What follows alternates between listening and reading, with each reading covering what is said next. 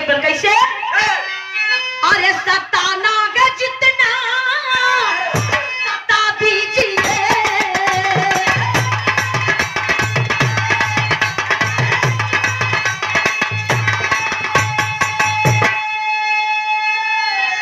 अरे सताना गे जितना सता दीजिए मगर राजी क्या है बता दीजिए मगर राजी क्या है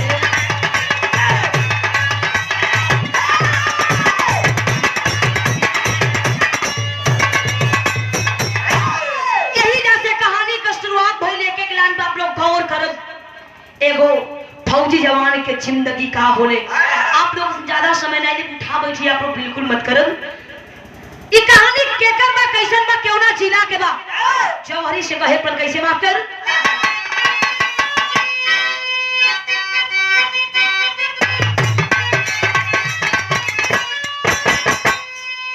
ना पाक पाक की हरकती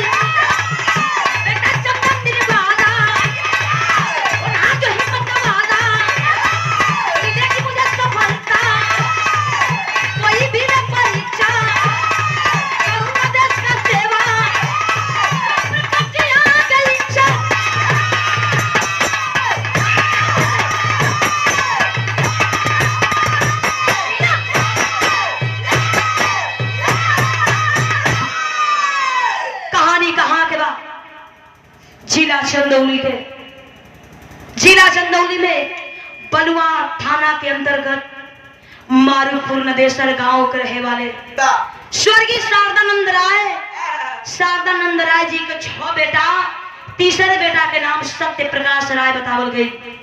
सत्य प्रकाश राय जी के 2 बेटवा और 3 बिटिया।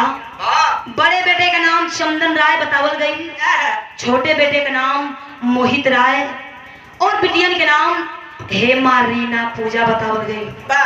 बड़ा बेटा चंदन एक दिन रात में सब कोई खाना खा के बैठल बा। चंदन के एक दिल में ख्याल आई, अपने माई से कहे लगले माई एक बात कही। माई कहे हमार बेटा है बाबू बोल। चंदन कहे लगल माई हम फौजी जवान बनब, देश का सेवा करब। माई अपने बेटवा के बात सुनी के हंसने लगली, कली बेटा फौजी जवान बनना इतना आसान नहीं है, एकरे खाली तैयारी करे खोला, मेहनत करे खोला। चंदन आखिर माई बाबू से जिद करत बोल। गीत लागल मास्टर, गीत कवन बा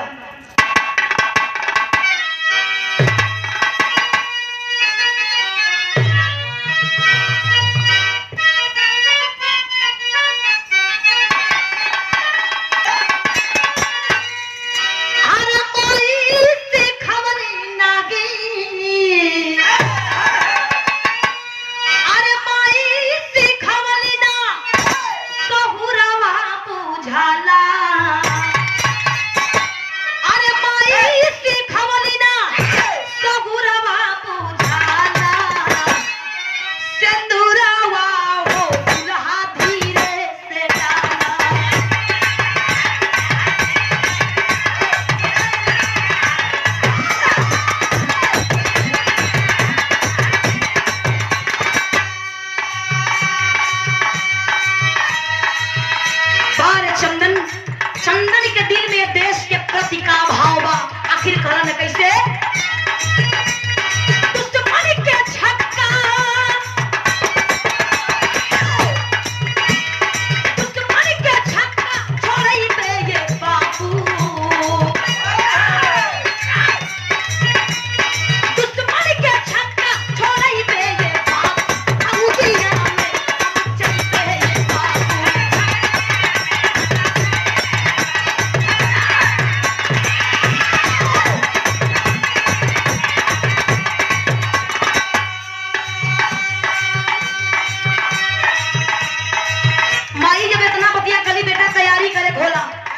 चंदन तैयारी करे लगलन।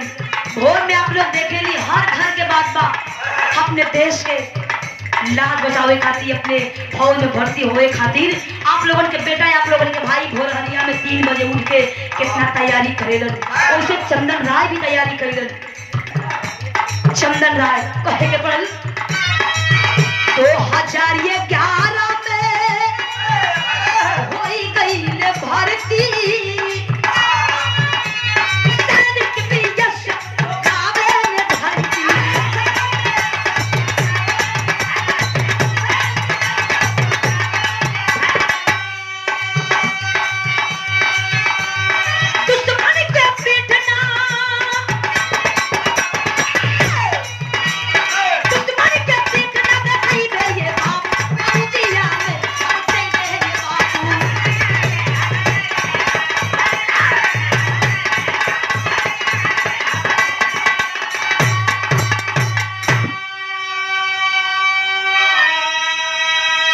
चंदन राय तैयारी कैलन।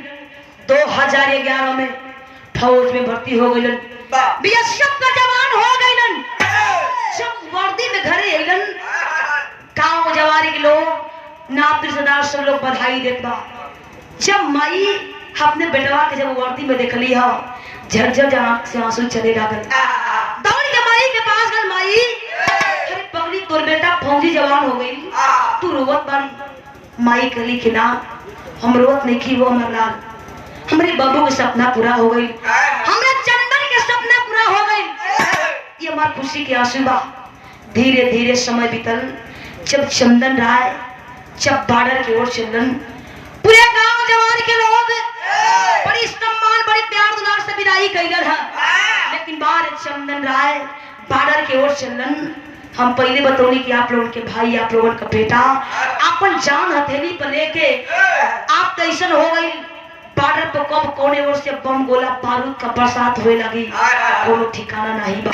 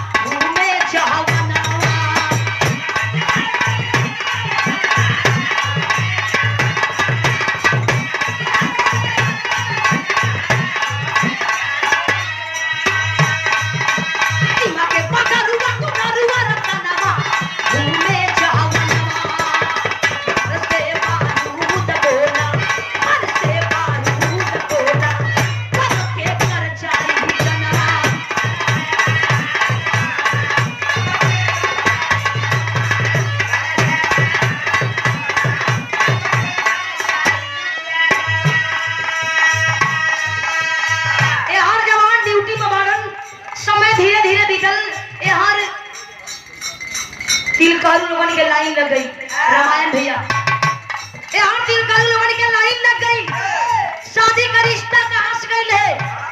हमारी देवरिया जिला से जौना गांव के नाम तिलौली बतावल गई, जौना लड़की के नाम जूही राय बतावल गई। जूही राय के परिवार के लोग गईलन और चंदौली जिला में शादी का बात विचार होने लागल। एक बार माई अपने चंदन से बतियौली है, बेटा एक तो से बात कही, बाबू तुम्हारा शादी हो जाए ना, देख सुन के शादी कर दी जा। कोई फोनवा में लागल मुझसे, माई तू कैसे बतियावेली? अरे पगली तू हमसे पूछ के हमार बियाह कर दी। शादी का बातचीत होता कहे के पड़ल। आई रे देखना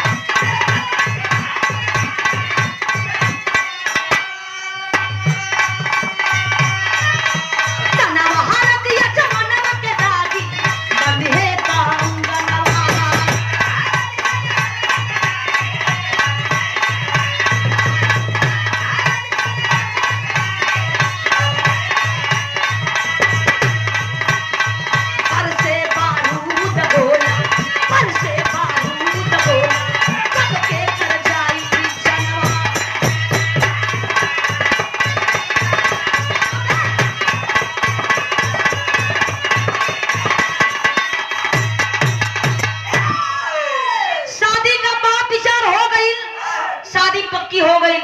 धीरे धीरे समय बीतल, शादी का डेट भी रखाए लागल। शादी का डेट कब पड़ल? चंदन राय का तिलक का डेट 28 फरवरी 2018 और शादी का डेट 18 अप्रैल 2018 के शादी तय हो गई। माई बड़ी खुश बा, परिवार के लोग बड़ी खुश बा। हमारे बाबू का शादी हुई ना, हमारे घर में सुंदर बहू आई। माई सपना सजावट बा, हमारे बबुआ की शादी हुई तो हमारे गांव जवार के लोग, हमारे नात रिश्तेदार सब कोई आई, सब कोई बधाई दे। हमारा खुशी खुशी जिंदगी बीते लगी। लेकिन तेरी में कहे पर कैसे बाकर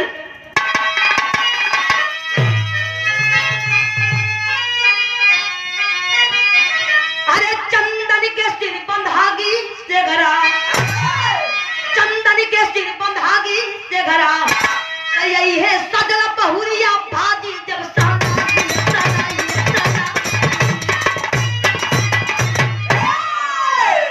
माई अपने बेटवा के पास रात में फोन लगोली और वही फोनवा में कहे लग रही है, बाबू ए चंदन तुम्हारी शादी तय हो गई, शादी का डेट भी रखा गई बेटा। चंदन पूछे लगन कब? हमार माई कितनी खुश बा। माई बताने लगी बेटा 28 फरवरी के तुम्हार तिलक का डेट रखल बा और 18 अप्रैल के शादी बा। चंदन बड़ी खुश भइलन, माई से बतियौलन, परिवार के लोग इतना खुश बा। फोन रखलन, तब तक हेडक्वार्टर से सीनियर अधिकारी का फोन आई। आखिर फोनवा में साहब आखिर कहलन में कहा कहलन कैसे मास्टर गीत लागल, गीत कौन बा?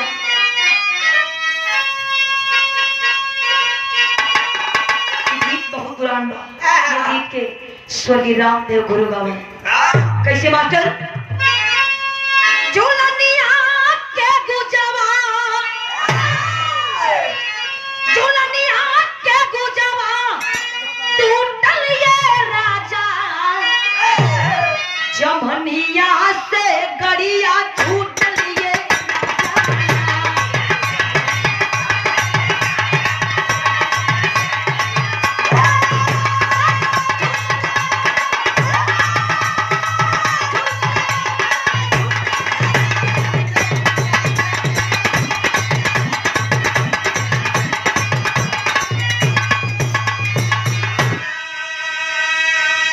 कोई फनवा में हो भैया सीनियर अधिकारी आखिर फोनवा में साहब खलन कैसे? अरे वर्दिस्टर पे, वर्दिस्टर पे टोपी लगाना, बहादुर बीरवा आघाते राइफल उठाना।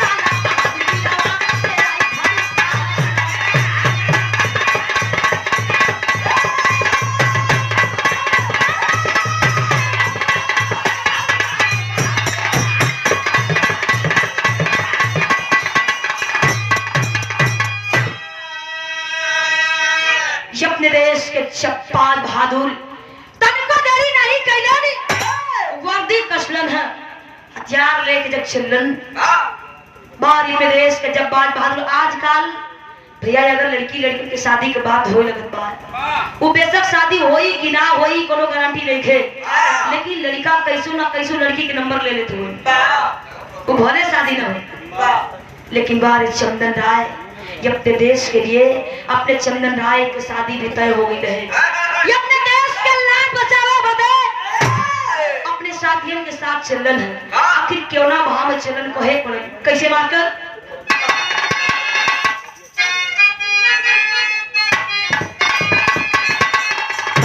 अपने देश के चप्पा बहादुर अपने देश के जवानों के ड्यूटी कहां लगन, जम्मू कश्मीर के पुंछ सेक्टर में ड्यूटी लागल। कब लागल? 20 जनवरी के जब ड्यूटी लागल अपने देश के जब्बार बहादुर तन को दी नहीं कैलन है, वर्दी कस के जब चंदन है तब कहे पर कैसे अरे अब जवानवा चले ना, अब जवानवा चले ना, अब जवानवा चले ना, सिरवा ऊपर खानवा चले ना।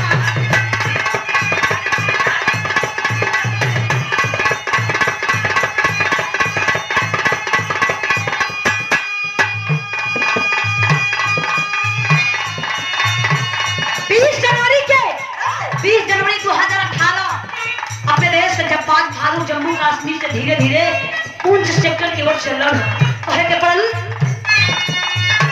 कहीं ना पुंछ के वो थारी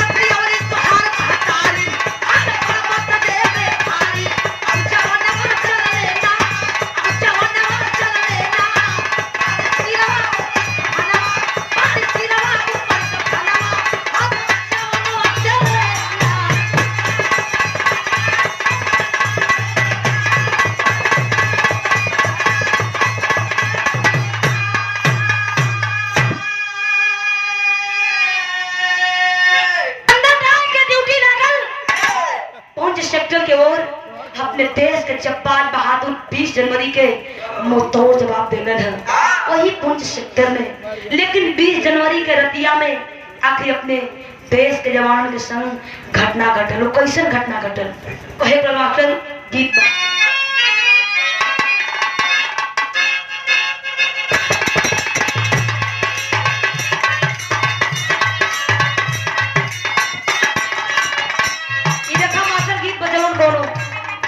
प्रेमिका अपने प्रेमी के डांटे रहे और उसके द्वारा आदत अच्छा नहीं, बहुत गंदा आदमी बात बहुत कैसे काल देलानी सो बढ़ता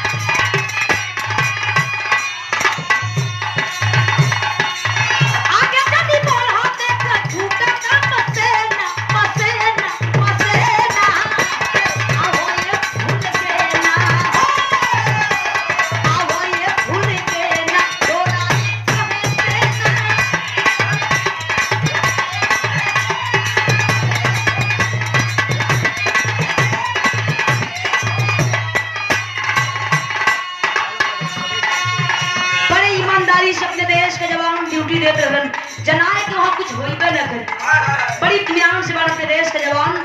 लेकिन 20 जनवरी के रतिया में भइल का कहे के पड़ल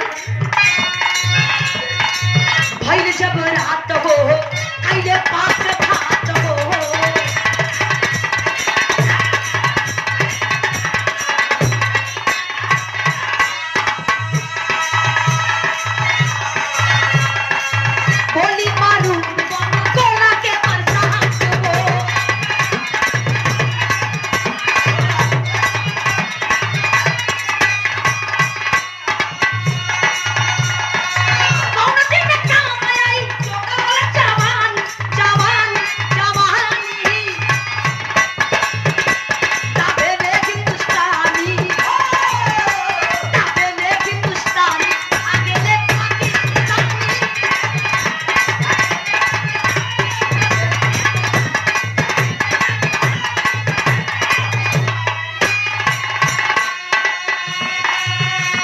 अचानक 20 जनवरी के रतिया में अचानक बम गोला बारूद का बरसात, वो गद्दार पापी पाकिस्तानी आतंकवादी बम गोला बारूद के बरसात करे लगन।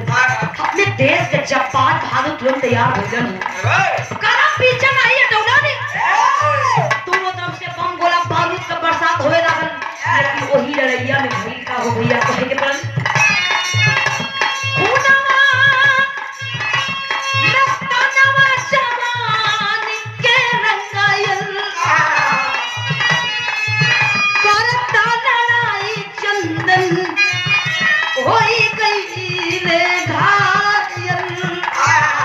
वही लड़ैया में अचानक एक कैसन गोली आई, चंदन राय के सीने को पार कर गई। छटपटा के चंदन राय गिर पड़े, जवान घबरा गए, कुछ जवान बॉर्डर पे ही रुक गए और कुछ जवान चंदन को लेकर के भागे सैनिक अस्पताल की ओर। लेकिन भाई का कहे के पड़ल, गले अस्पताल हो सुधर ना हाल हो।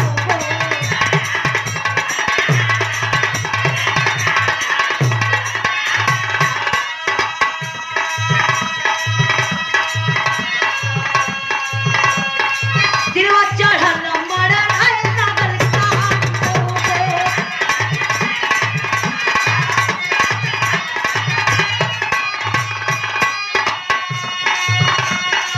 देशवा के सेवा में दे दिले कुर्बानी, कुर्बानी, कुर्बानी। ताबेले हिंदुस्तानी, ताबेले हिंदुस्तान, ताबेले पाकिस्तानी।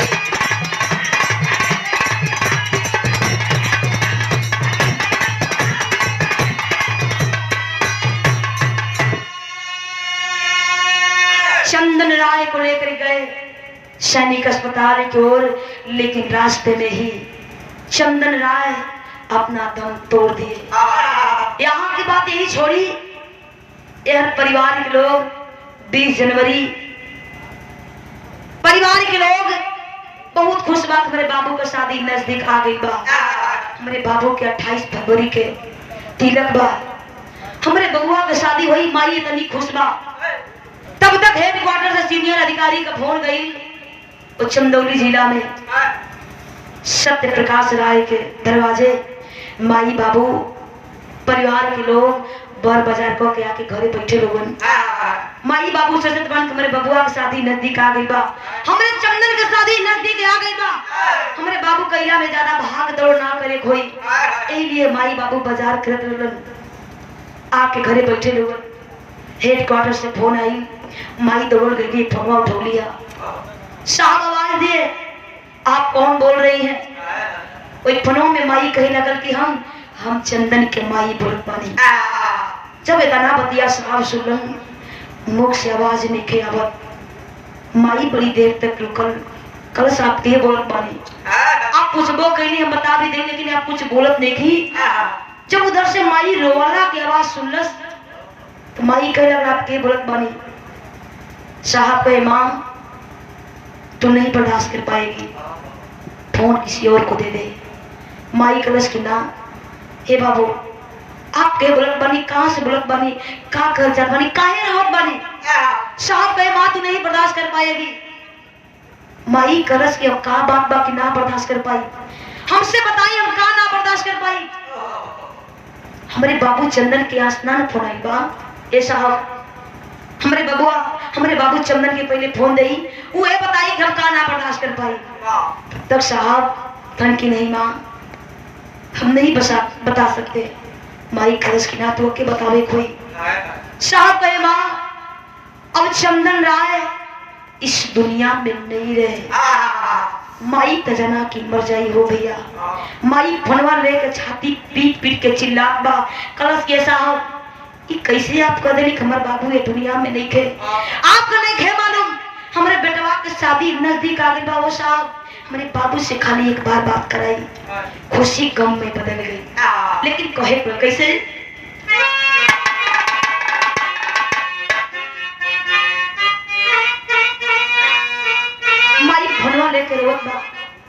सत्य प्रकाश राज जी वो समय खाना खाते रहे, परिवार के लोग दौड़ल, गांव जवार के लोग दौड़ल, आखिर का बतिया सुन के इतना रोवत में इतना चिल्लात बा। माई बढ़िया लड़ावत बा देवलिया में कि मेरे बाबू से एक बार साहब बात कराई, चिल्लात बा, लेकिन कहे के पड़ल रोवे लोगवा भी पता दुआरिया आईने गारवा दुहरिया आईने गारवा चंदन के मौत के खबरिया आईने गारवा।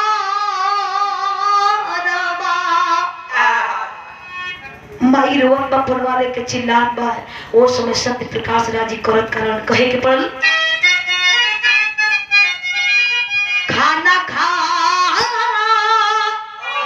तेरा गले बाबू हो गईले बेहोश हो हकीरली माई लीलावती आवे ना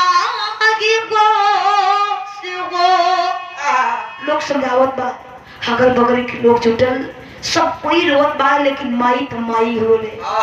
माई बेहोश पड़ल बा, सत्य प्रकाश राजी बेहोश पड़ल बारन, लेकिन जवान के लाश कब आइल कहे के पड़ल चंदन के मृतक के शरीरिया आइले घरवा शरीरिया आइले घरवा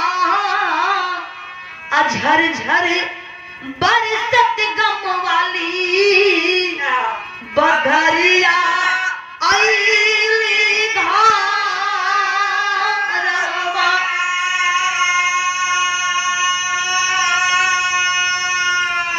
22 जनवरी के चंदन के लाश दरवाजे आई। बड़े बड़े नेता बड़े बड़े अधिकारी जुटलन, क्षेत्र जवार जिला जवार के लोग जुटल। माई अपने बेटवा के नसिया पर गिर के रोवत बा, हमन के बुढ़ौती के सारा टूट गई। सत्य प्रकाश राज एक तक अपने बचवा के देखत पर हमार चंदन हमन के छोड़ के कितना दूर गई, अब कब वापस नहीं आई। तीनों बहनियां घरों में से निकल के लिए अपने भैया के नसिया पर गिर के रोवत बा। कहे पर कैसे पूजा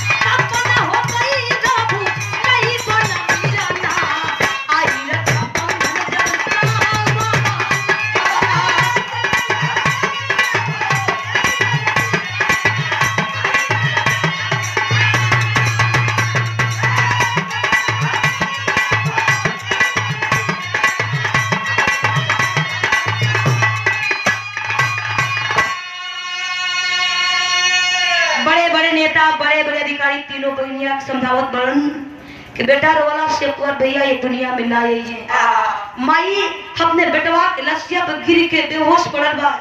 लोग पकड़ के किनारे लोग कैसे कैसे होश आई।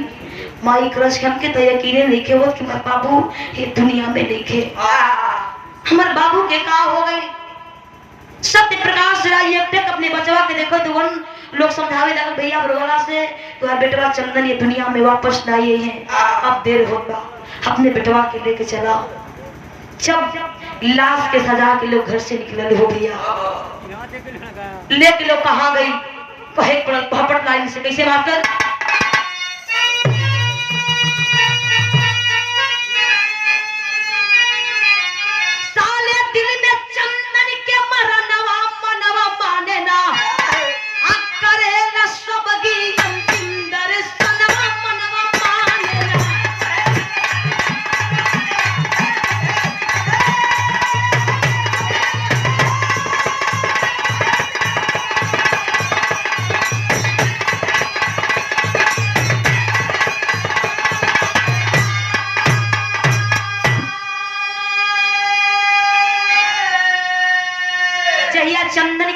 लेके लोग गई कहाँ गई जे भाई सैदपुर गई होई वही सैदपुर पुल के नीचे तिरगावा घाट पर चंदन के लेके लोग चलल।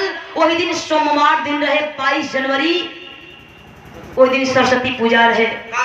संजोग से सच्चाई बताओ थी भैया, हमार और देवालाल यादव के कार्यक्रम रहे चंदौली में। वही रास्ते तो मन का जात रही जा, लेकिन हमन का देखने जात सबकर कलेजा फट गई। इतना लोग हमन का जा वहां इतना लेट से पहुंचे कार्यक्रम में, हमन के 11 बज के जाए में। चंदन के लाश वही सैदपुर पुल के नीचे तिरगावा घाट पर लोग सजावत बा। जब लाश के लोग सजावल सत्य प्रकाश राय के लोग पास गई, हम बताइला अशोक लाल यादव जी, ये दुनिया में लोग कहेला कि सबसे बड़ियार बोझ एगो जवान बिटिया के होले। तो कर्जा गांव लेके लोग बिटिया की शादी कर देला, वो बोझ हल्का हो जाला। ये दुनिया में सबसे बड़ियार बोझ हुए होला। हम बताइला जय दिन एगो जवान बिटवा के लाश एगो बूढ़े बाप के कंधे पर चलेला, तो बाप के दिल पर का बीतेला, वो बाप अपने आप की कैसे बर्दाश्त करेला। आज हम कवि जी लिखे पर कैसे बात करें।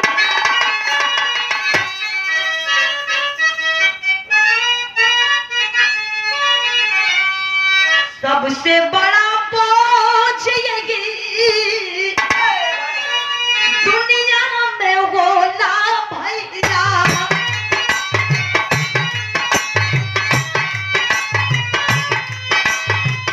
बूढ़े बाप के कंधे पर बेटवा के लाश,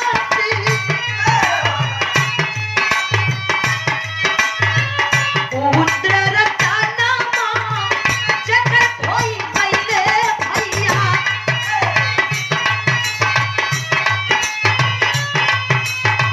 धान गावलती जकरही के करी मानस। सत्य प्रकाश राय जी लोग समझावत रहे भैया, हम इतना तो रोवत बाड़ा, देखर होला से बाबू द्वार वापस नहीं है। अपने बेटवा के चिता में आग लगावा, कैसे बाप अपने आप के बर्दाश्त करी। सत्य प्रकाश राय जी लेले उन हाथ जोड़ के आप ही लोग बताओ, हम तो बाप नहीं, यही हाथ से अपने बेटवा के खिलौले है, अपने बेटवा के सयान के लिए यहाँ से खाना खेले है। आज कैसे अपने बेटवा के चिता में आग लगाई हो भैया। सत्य प्रकाश राजी के लोग समझावल, लेकिन सत्य प्रकाश राजी के हम अपने बेटवा के चिता में आग लगाई, लेकिन हमारे वो शर्त बा। आखिर शर्त का बाकरण कैसे?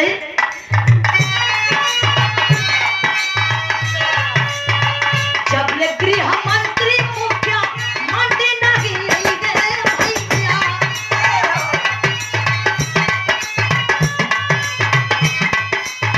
तब ले मुखिया अपनी कसम कोई नहीं खाते।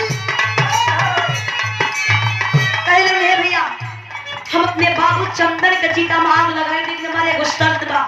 हमार शर्त ये बा कि मेरे बेटवा के अंतिम संस्कार में गृह मंत्री ओ सरकार में उस समय गृह मंत्री माननीय राजनाथ सिंह जी थे, लेकिन आज मुख्यमंत्री हुए हैं। कल की जब तक हमारे बेटवा के अंतिम संस्कार में गृह मंत्री माननीय राजनाथ सिंह जी लाई है और मुख्यमंत्री माननीय योगी आदित्यनाथ जी लाई है, तब तक अपने बेटवा के चिता में आग ना लगाई। तुरंत लोग फोन लगावल मुख्यमंत्री जी के पास, जवाब मिलल माननीय मुख्यमंत्री योगी आदित्यनाथ जी किसी काम में फंस गए, नहीं आ पाएंगे। सत्य प्रकाश राजीकरण कोनो बात ना हो भैया, गृह मंत्री जी जरूरी है। फोन लोग लगावल, उधर से भी यह जवाब मिलल गृह मंत्री जी नहीं आ पाएंगे, किसी काम में फंस गए हैं। सत्य प्रकाश राजी का कलेजा फट गए।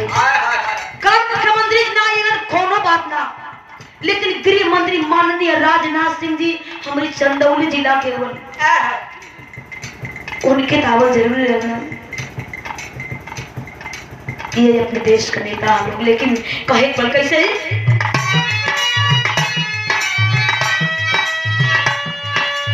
चंदन राय के चिता में आग सत्य प्रकाश राजी बेलन कहे के बल जरी गई चिता पर चंदन के लतिया भैया, बिहार मुखया अग्नि तब रोके सत्य